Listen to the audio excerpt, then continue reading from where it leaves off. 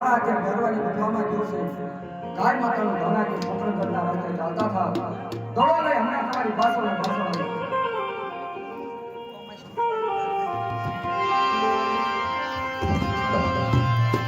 હા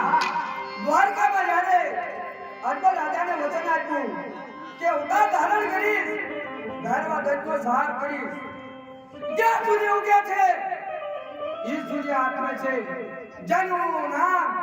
એનો જગતમાં નાશ તો લાય